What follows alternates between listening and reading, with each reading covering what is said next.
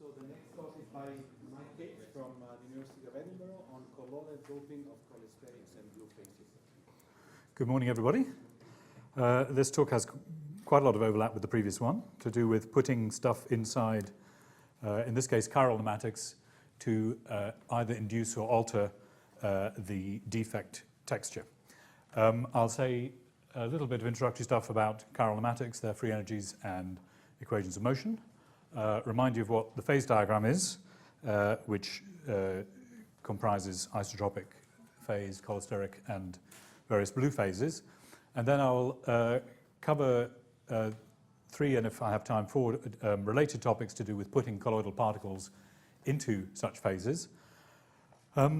This work is pretty much entirely computational, and my collaborators are listed there, particularly Davide Maranduzzo, who you'll hear after coffee talking about a completely unrelated subject. But I should say that he's the main person driving most of this work. I'm just the front man. And there'll be a few experiments on the case of particles at an interface between cholesteric and an isotropic phase, which were done by Paul Clegg and his student Anne Palsy in Edinburgh. And I've stolen various images from around the web. So chiral pneumatics first. So this audience is not necessarily, I'm sure, to explain what a pneumatic is.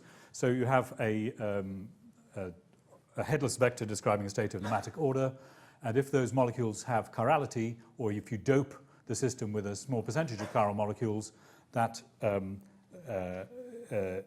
director field acquires a spontaneous twist or a helical pitch.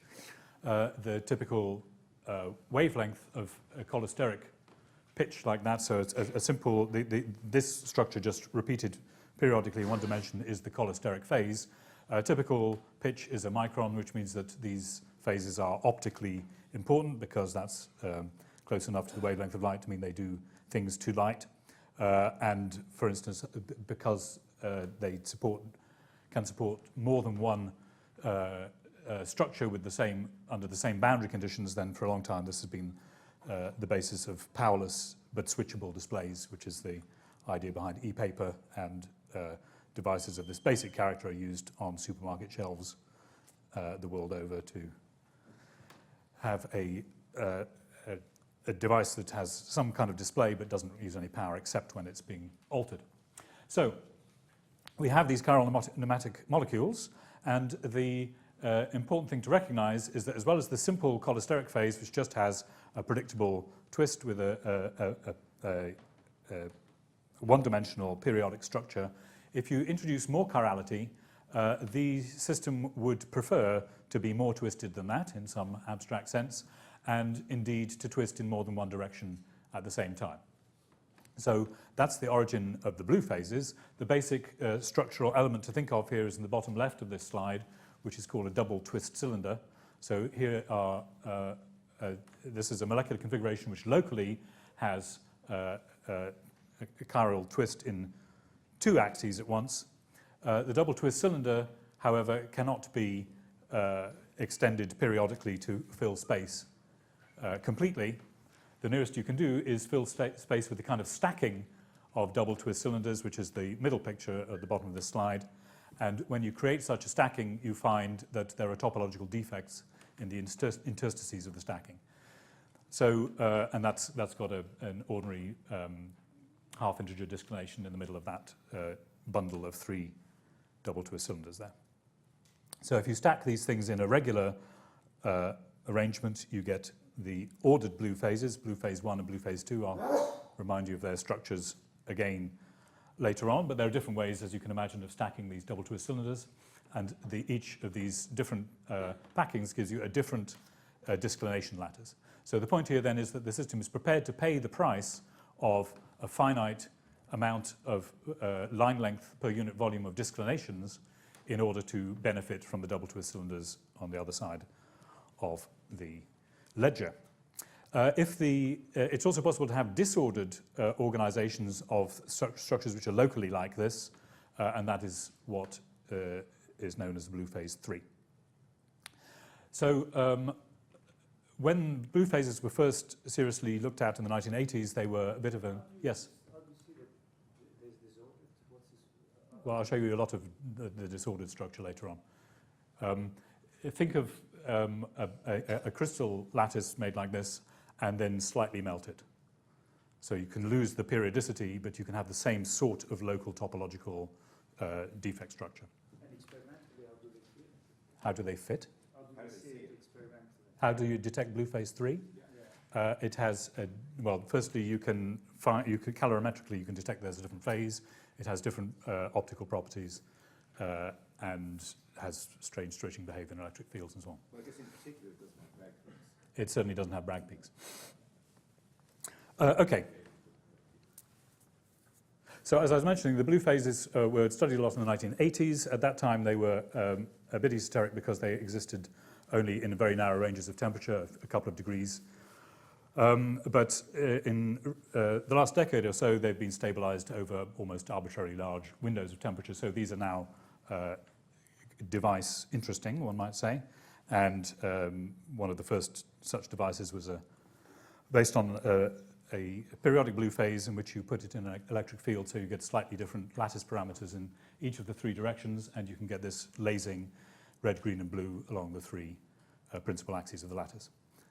So I don't want to say more about those phases now, but that's just to complete the background story on what cholesterics do. To describe that behavior, the conventional way of thinking about this is in terms of the Landau-Degen free energy functional. There are definite twists to this, which I won't have time to go into today, to do with, for instance, having anisotropy in the elasticity or multiple elastic constants. But for today, I'm going to stick to the simplest version of this free energy functional, which is written down on this rather ugly slide here. So this it has two terms. It has a local term, which is F1, a bulk pneumatic free energy, which has cubic and quartic contributions in terms of the local order parameter Q, and a control parameter gamma, which affects the sign of the quadratic term and tells you whether you're in a pneumatic or an isotropic phase. There's an overall energy scale A0 whose magnitude is roughly known, and this has a transition from isotropic to an ordered phase at gamma equals 2.7. There's and then this needs to be supplemented with gradient terms, which in general are more complicated than what I've written down, but this is the one elastic constant approximation. And the term in that second bracket, is there a laser pointer here? Let's see. There's a real pointer there. A real pointer. This is a maths department, even better. Oh, thank you. Where is it? Yeah. Well, there's a laser pointer, but there's no beam. I think that only works with something clipped into it. Anyway, this term here gives you the chirality. Q0 defines the pitch of the cholesteric helix, and this tells you that it wants to have a spontaneous twist. So this is normally expressed in terms of two parameters. You can collapse this phase diagram into this parameter space with tau, an effective temperature-like parameter which tells you whether you want to be ordered or not, and a reduced chirality parameter which involves various of the other basic parameters included there. Okay, so that free energy defines a phase diagram, which I'll talk about in a minute. But what we need for simulations, particularly if we're interested in dynamical properties, is equations of motion. So here's the equation of motion for Q. This is an advective relaxation equation. Q relaxes in proportion to a local molecular field, is advected by fluid flow velocity v, and is also rotated in a specific way by the fluid flow. That rotation involves a molecular parameter called the flow alignment or slip parameter, and the molecular field is an appropriate functional derivative of the Landau-Degen free energy that I've shown you.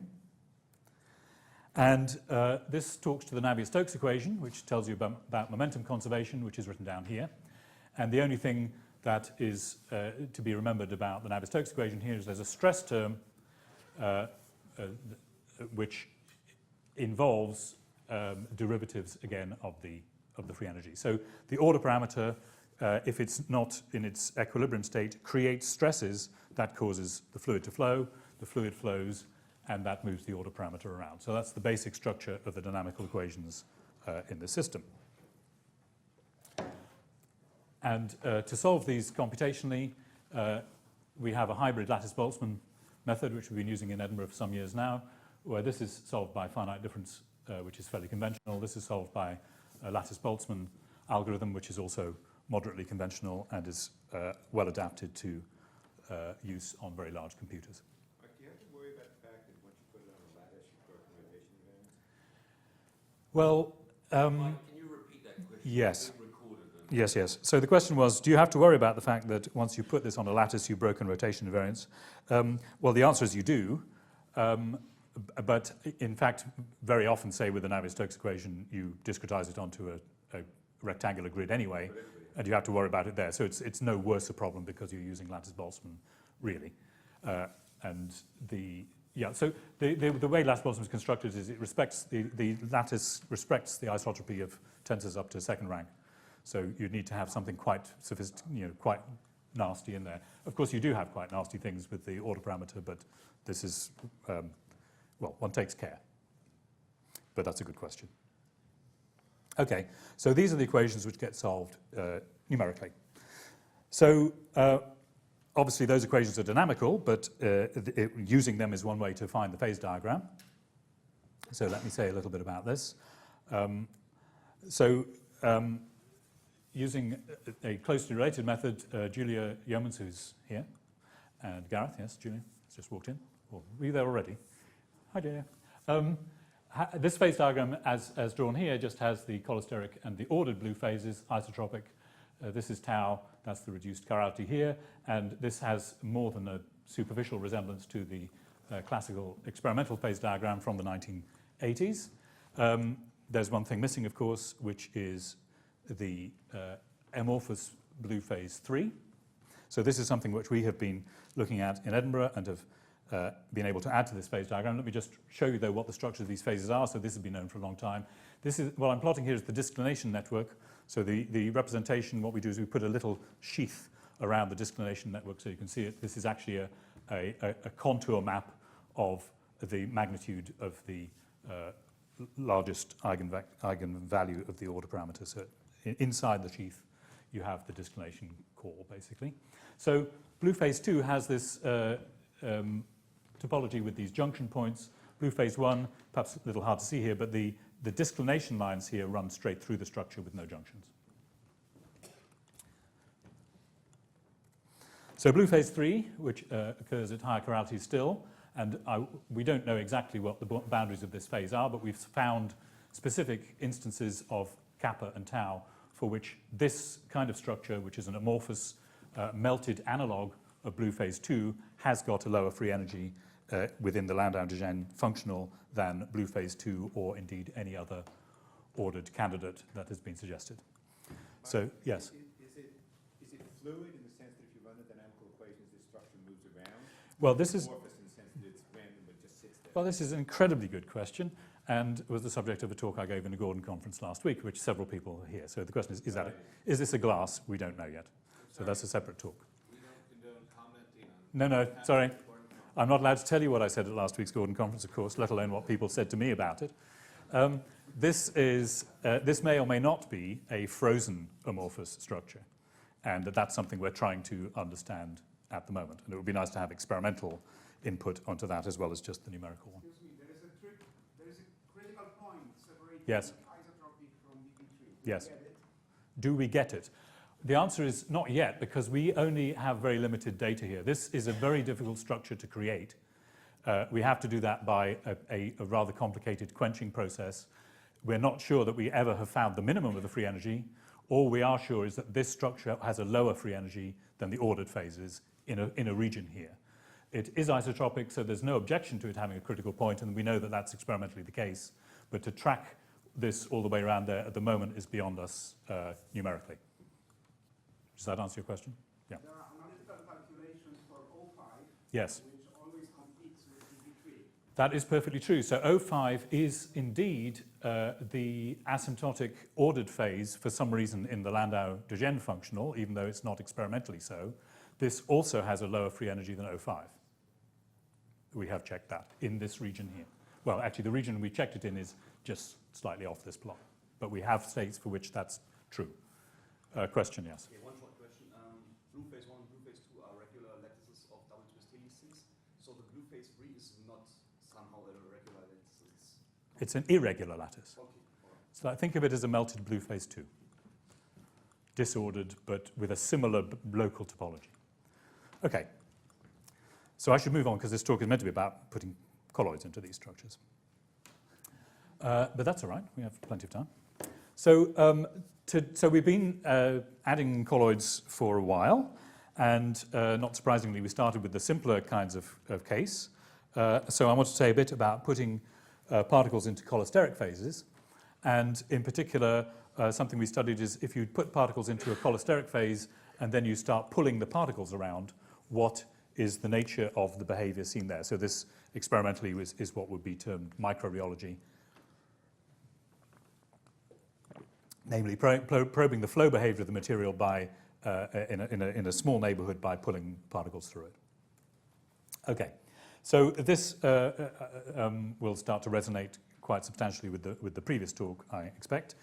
Once you start putting colloids into a nematic or indeed a cholesteric phase, you have to worry about what are the boundary conditions. So the two main cases being planar and homeotropic, so tangential but with rotational freedom and normal. And the defects which colloids induce when placed into nematics and cholesterics depend on the anchoring condition and strength, and also in the case of cholesterics, it depends on the ratio of the colloid size to the cholesteric pitch. So it's that aspect that I want to explore here for various types of fixed anchoring condition, particularly just representative of the planar and homeotropic cases. So we're in a regime where in the nematic phase you get the standard Saturn ring rather than the offset thing. So that's what you get in a nematic, ratio of colloid radius to pitch, 0, so infinite pitch. If you start winding up the cholesteric so that you shorten the pitch, then this, unsurprisingly, wants to wobble about, and you go through a sequence of these rather interesting contorted contortions of the disclination line here. So you have this is for homeotropic anchoring, the standard case, you have a closed disclination line, but it acquires this non-trivial structure in relation to the colloid.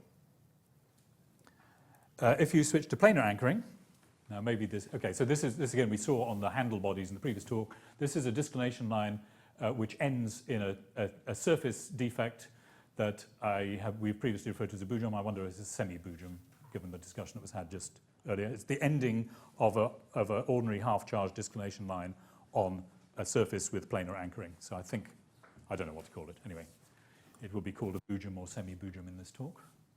And then again, so that's the nematic case, and if you, no, that's not. This is 0.25, 0.5, 0.75. So here you get, again, you get two disclination lines which each end on surface defects, and again, these become wrapped around the particle as you increase the twistiness of the cholesteric. That's planar anchoring. So the question that gets asked in microrheology is what's the force you need to drag a colloid through the system at a certain speed? And here we can ask that in two ways. One is when we're pulling vertically, so the rainbow colors here are the phase of the cholesteric twist. So in a simple cholesteric phase, we can pull it through the helix or transverse, and we're interested in both of those things. There's an Ericsson number, which is basically telling you how fast you're pulling in relation to the intrinsic relaxation rates of the fluid, and this movie will show you what happens. So this is being pulled at low Ericsson number. So you see the particle moving here. The defects are reorganized asymmetrically like that, and there's a local distortion of the colloidal of the cholesteric period. Is the colloid self-rotating? Yeah. So what we've found here then is for moderate strengths of the force, that you do recover a linear relationship between the force and the velocity, and that's true both for the motion along the helix and transverse. So that's one of the precepts of microrheology, in that you want to find a linear regime ideally, so that is fine. However, if you had an ordinary an ordinary fluid, even a viscoelastic fluid, then the force would also be proportional to the particle radius. That's Stokes' law. And it's not. So when you're dragging it along the helical axis, you find the force is not linear in the particle radius. It's as if there's an effective viscosity which is diverging with particle size. Numerically, there's an exponent of about 0.7, and there's some theory arguments to suggest that this exponent should really be 1, namely that the cholesteric phase, which is, after all, a one-dimensional periodic solid, one shouldn't be too surprised. It's a solid with permeation, so it's not a conventional solid, but it has the state of order of a layered solid. One shouldn't be surprised if there's a divergence of the viscosity at large length scales in such a system. Okay. If you start pulling this a bit harder, you get this rather exotic, almost detachment of the defect structure from the colloid itself. Let me show you this moving here. So this is now approaching some kind of steady state here. And we could have a long discussion about periodic boundary conditions and whether the system's big enough or whatever. But anyway, you're seeing this rather unusual comet tail-like arrangement of the defect there. Okay. So let's stick with the cholesteric phase for a bit longer and talk about putting in more than one particle. So the point here then is that each particle has caused because of the anchoring condition, causes a local disturbance of the state of order of the liquid crystal.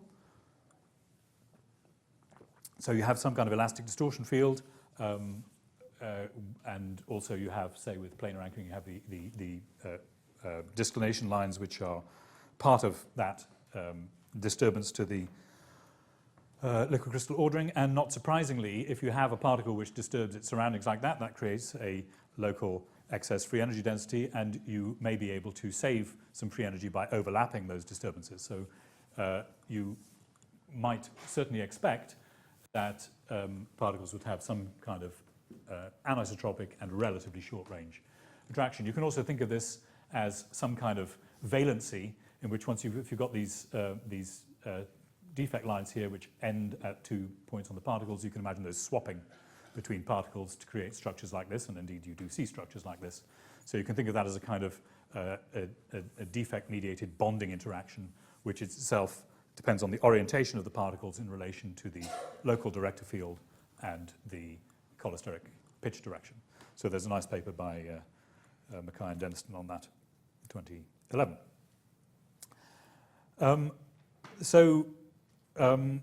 What I will say a little bit about here is what happens if you then do this microrheology experiment on a bonded pair of dimers. So you pull exert the same force on both particles, and you pull them through the material. So you expect the bond axis, this relates to John's question earlier, the particles are rotating, you expect the bond axis to also rotate. And there's a kind of natural way, if you have particles in a cholesteric, of just tracking the rotation of the director. That's one way of rotating. It's kind of a lock-in of the bond angle to the local director field, so that you rotate, you co-rotate with the director, possibly with some wobbles because you have this anisotropic interaction. And indeed you get that for small forcing. But if you pull the particles more strongly, you find that as they rotate, they also they have a kind of precession, so they don't rotate on average at the same rate as the director fields. I move along the helical axis, so I have a kind of phase slip phase. So high force is a phase slip phase, and at low force is a lock-in. And so yes, again, if you track the relative angle between the bond axis of the dimer and the director field itself, they either track or detach. So this is the lock-in phase. So I have two of these particles now. I hope this is visible. In this gorgeous embrace here. so I don't think I'll play that to the end. So that's reached a steady state of kind of co-rotation. There is individual particles, I think, though, are still rotating relative to the axis there. And then in the slip phase, you have something like this. So are you faithfully representing the layered distortions? Yeah, and as you can see, they're very high. Yeah. So this is the size of the simulation here. This is a 3D picture, the inner surface, that's the back wall, this is the front wall. So you might or might not argue as to whether this is at all equivalent to an infinitely large system. But what's surprising is that the distortion doesn't seem to change dramatically when you get close to the particles. Of the layers. I don't know if that's what's freaking you out. You'd expect there to be a variation in the cholesteric phase through here. Well, okay, so I have to be careful because this system is as deep as it is wide, and so what you are seeing with these colours is a projection of the mean phase, I think, so that if there's a small phase variation around the particles, it wouldn't necessarily show up in this representation. It might be better to take a slice through and show you what's happening on that plane here, but I unfortunately don't have that moving. But yes, okay, that could be slightly misleading. Okay. Right, seem to be making progress. So let me say a little bit more then. The final topic related to particles in the cholesteric phase. Well, this is not quite in the cholesteric. It's now at the interface between a cholesteric and an isotropic phase. So if you have a cholesteric and it has an interface, that interface is home to an array of disclinations, typically a 1D lattice of linear disclinations, and the nature of this depends on the surface boundary condition. But suppose you have a homeotropic surface, so the isotropic phase is here, and that this is the orientation that the system wants to have at the interface. Then I think I've got the topology right here. But if this is just the ordinary, this is doing a half turn. The matter is doing a half turn each half period here, and so I can think of that structure there as enclosing a standard disclination. So you have a periodic lattice of these disclination lines to allow you to match the bulk cholesteric structure onto a planar homeotropic surface. So then you can ask then what happens if you add particles. Well, and this is a precursor to the blue phase story, is that in general, if you've got a disclination there, then and you've got a colloidal particle, then there's probably some energy to gain by putting the particle on the disclination core, because you cover up the region of highest free energy density from the local distortion. So obviously that statement has to be carefully tempered by the fact that I have boundary conditions on the particles as well, but there's a general tendency for particles in liquid crystals to migrate to decorate any defect structure which is already present. So that's that basic comment. In the case of particles at the interface here, we need to also to worry about what are the energetics of the particle in terms of its interfacial tension with respect to the cholesteric and the isotropic phase. Those phases are locally, well, in the case of interest experimentally, that appears to be neutral wetting, so a 90-degree contact angle there. For experimental reasons, also interested in the case of planar anchoring, so we have a standard anchoring term to be added to the free energy, which I won't describe in any detail. There's a dimensionless anchoring strength, which involves the magnitude of this surface free energy term and the ratio of the particle radius to the elastic constant. And again, the particle size to pitch ratio is an important factor in controlling what happens here. So the experiments which are done in Edinburgh basically look like this. You have a liquid crystal, you actually have an oil here, so this is not strictly cholesteric in its own isotropic phase. You couldn't actually organize that without a binary mixture anyway. So just an immiscible oil. The particle sits roughly squat on the surface, 50-50. You have the cholesteric pattern under here and the defect lattice. And the color coding here is that the director is out of the page in the red regions and vertical in the blue. So this is a picture of this is a fluorescence confocal picture of some particles at such an interface. If you take the particles off, the interface is flat. So that tells you something about the energetic hierarchy between the interfacial tension and the local bending constant. So we can think of this as a flat interface which has this defect lattice just beneath it. The particles come along, they sit with their equators on the interface, and the question is, where would they like to sit in relation to the defects? And I say the basic presumption is they'd like to cover the defects up, but that we have to think about carefully in terms of the anchoring. Sorry, why do they want their equators on the interface? Because the primary energetics here is the wetting, the interfacial energetics here. So in general, there will be some contact angle defined by oil, liquid crystal, solid, and experimentally it's close to 90 degrees. But that energy scale is dominant over anything that the liquid crystal is telling the particles to do. Otherwise, you'd have the thing with then the interface would dip up and down. It'd be much more complicated if the particles were, if there wasn't that nice separation of energy scales. Okay. So a bit of experimental statistics here. You can tell this is an experiment. So for a radius to pitch ratio of a sixth, you get a measurable excess of particles on the lines where the disclination lattice resides, and for slightly bigger particles, statistically, you can't really say that anymore. The pictures are here.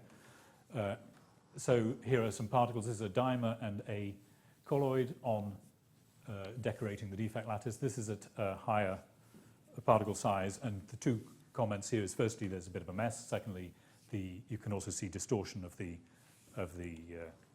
cholesteric pitch beneath. Okay, so if you do this with no anchoring, then my previous statement about particles wanting to cover the defects is valid and simple. So you basically just get a periodic potential in which the particles sit. But the phase of this potential in relation to the defect lattice depends on the particle size for the quite simple reason shown here. If I have a small particle such that it can only be on one disclination at a time, then it will obviously want to sit on top of it. Good, bad. If I have a big particle, depending on the size exactly, it may be able to straddle two of these, and if it does, just depending on the exact size ratio, this might be preferable to that. So you might expect the potential to be dependent on the particle size, and indeed it is.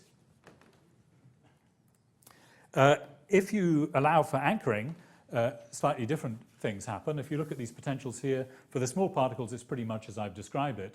For the larger ones, the main thing to comment is that the potential is much less strong. So that could explain the experimental observation I reported just now, the large particles being sort of more or less scattered about. And there is a reason for this. And this is to do with the fact that once you have anchoring, you get rewiring of the disclination because the particles themselves have disclination loops around them.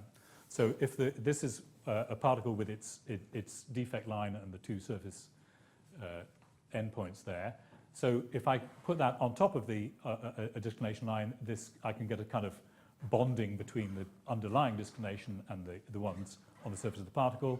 No such opportunity exists here, and so this is more expensive. If I take a bigger particle, then, as I said before, it may want to be, other things being equal, it would actually like to cover two of these defect lines, but the rewiring is more complicated with two than one. And it turns out then that this is the reason for this particular particle size here, that the scale of this plot is reduced and the energy landscape is actually significantly flatter. However, even for the bigger particles, It's still big compared to KT. You are observant. It's good. it's hard to miss. Yes. Yeah, so I'm not quite sure what is controlling. There are, as I mentioned before, there are even larger energies around connected with wetting. So I don't think we can pretend that these have thermalized, and what we're just saying is there's an observable difference between the statistics in the two cases, but what's really controlling that, I think, remains to be seen. Okay, let me spend just a few minutes on particles in blue phases. So there's motivation behind this to do with this idea of firstly decorating an ordered lattice of defects with colloidal particles, which is obviously an interesting way of getting a colloidal structure, and also possibly stabilizing defect structures which would not otherwise be stable. There's some very interesting simulations from Mika, Ravnik, and Julia, and I don't know who else is on. Well, here they are. Gareth is also here. Is Zuma here? Everyone's here. You're all here. I'm glad I quoted this paper then. It'd be deeply embarrassing not to mention it. Yes. So, but as far as I know, those simulations were basically, mostly at least, in the simple limit where you at least have weak anchoring, so that the primary thing happening there is that the colloids cover up the highest regions of defect energy. So these are the kind of structures which are reported in that paper. Blue phase 1, blue phase 2. This is interesting here, the colloids going to the junctions, etc. So we were interested in taking this a bit further in two directions. One is to look more closely at different anchoring conditions, well, three directions really. Second is to look at this in confined geometries. And thirdly, to think about the same problem for the aperiodic amorphous phase, blue phase 3. So those are those questions there. So as I say, when the anchoring, because it creates the defect-mediated interactions, that can change things a bit. And also, with the full dynamical equations, one can ask about the effect of different quench histories and whether it's really possible to, or how you might try to make these structures in practice. Because just putting particles into an ordered phase is something you have to think about how you're going to get them in there. Okay, so the easy way to put particles in an ordered phase is to get a very large computer and start with the ordered phase and simply put the particles in. So you place them in a phase where the defect lattice already exists, you allow them to diffuse around and see where they end up. This is what's done here. So this is a templating effect, and it's very similar to the results I just mentioned. If you do the same, even putting the particles in the lattice after the lattice was made, and you allow them to move around to find a local free energy minimum with strong anchoring, you find that there is significant disruption to the lattice structure. So that could, of course, frustrate potentially, for strong anchoring, could frustrate any attempt to get a nice templating of the colloids into a desired periodic arrangement. The other factor there, though, is that in practice, what you would probably do to make, for instance, try to make a blue phase 1 or 2 with the colloids in, you probably put the colloids in the isotropic phase and quench. And then if you do that, in fact, what we found numerically anyway is it's quite difficult to get the ordered phases to form after any kind of quench. Even if you put in pre-established nuclei of those phases, they tend to disappear in favor of some kind of amorphous structure. So it's perhaps not surprising here that for both weak and strong anchoring, this is blue phase 1, but similarly in blue phase 2, you end up with a long-lived amorphous texture in which the colloids are indeed decorating the defects, but possibly frustrating you in your attempt to make an ordered array of the colloids. So you're putting in one colloid per unit cell of the... We're putting in 1% of colloids. The volume fraction is 1%. But Yes. How many colloids? Well, it's about that, but I mean, this happens to be 1%. We also have data for 0.25, etc. So we're not stuck. If you're doing a kind of a smaller scale simulation of just one unit cell, you obviously got to decide how many colloids per unit cell you're going to do. But these simulations we do are quite big. Then there would be a large number of unit cells if it was going to be ordered, as in this picture here. And so we can have an arbitrary stoichiometry, if you like. And for any stoichiometry, you get this amorphous lattice? I mean, presumably at low enough density colloids to get ordered. Well, except that, as I say, we have great difficulty getting the ordered phase to form in a quench anyway. Yeah, so I would say it's in that sense, it's not decided as to what would happen. Okay, and just to finish up, a couple of things on confined systems. So if you're interested in any sort of device applications here, you might want to think about this confined in a slab. And then you have to decide what's the anchoring condition at the walls as well. So this is top and side view, weak and strong anchoring. with homeotropic wall interactions as well as on the colloids. So again, interesting structures here, some kind of mixture between the decoration picture and then at higher, stronger anchoring and perhaps higher particle densities. Also, you can see an aggregation of the colloids, which is more like the sort of defect-mediated attractions kind of picture. This is particularly striking here when you have planar anchoring at the walls. This is now 2% colloids. Side view, you don't see much, but this structure here is pretty interesting, I think. And actually it may have some relation to pneumatic colloidal gels, which have also been studied by Davidet and Wilson-Poon and others in Edinburgh. Okay. The last minute of my talk, I just want to say a little bit about what happens in blue phase 3. So this is very preliminary work. Oliver Henrich has been looking at this lately. So probably, actually, given that when you put the colloids in and then quench, you get a non-periodic structures anyway. This is similar and is perhaps not surprising. The blue phase 3, as I mentioned before, has a similar topological structure to BP2. The places of highest free energy density are the junctions between the defect lines in the lattice there, and that's where the colloids primarily go, as you can see here. That's a small bit of this simulation, this is static. I'm just going to rotate it for you so you can see what kind of thing you get in this case. Yeah, so you see a lot of particles at the nodes, but not one-to-one. Okay. This is the same if you put an external field on. Field along the direction that's coming. The field's coming straight at you as you look at it now. Oops, let's just quickly. Well, I won't show that moving. If you turn that field off, then you do manage to trap a significant orientational anisotropy of the particles afterwards. So one of the things that one's interested in here, back to the e-paper story at the beginning, is using particles to create multiply stable configurations in the same external conditions, but having had different field histories, so that you can switch from one type of structure to another, and then rather than, say, maintain a different structure by having a field on continuously. So we're beginning to see some sign of that, but this is extremely preliminary stage and nothing that I would want to say was definitive at the moment. So with that, I shall put up my final slide, which is the same as my first slide, and thank you for your attention.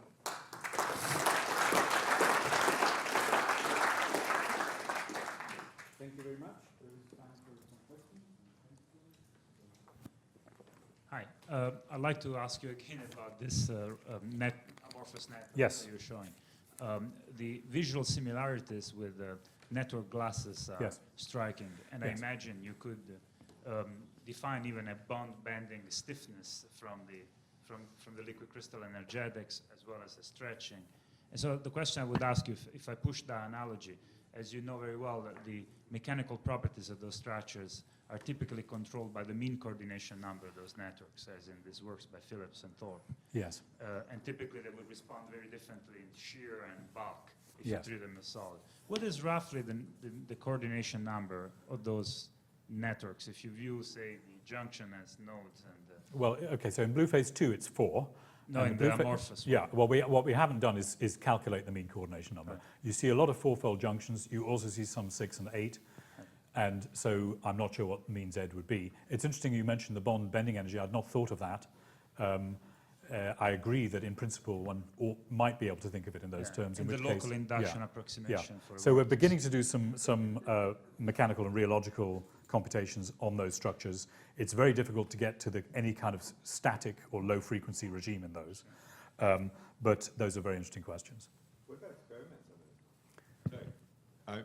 Yes. Experimentally, is the blue phase 3, does it respond like an elastic solid or like a liquid? Well, I don't have the slide here. We found one paper from the 80s on that, which I would say is inconclusive. And if you look at that now, you'd say, well, let's do it again with a modern rheometer. And you could also do it again with a modern blue phase. It's much easier to do it on a phase that's stable in 15 degrees Kelvin, which blue phase 3, you now get ones which are 15 Kelvin wide. So it would be much easier to do that than these incredibly narrow window ones that were done before.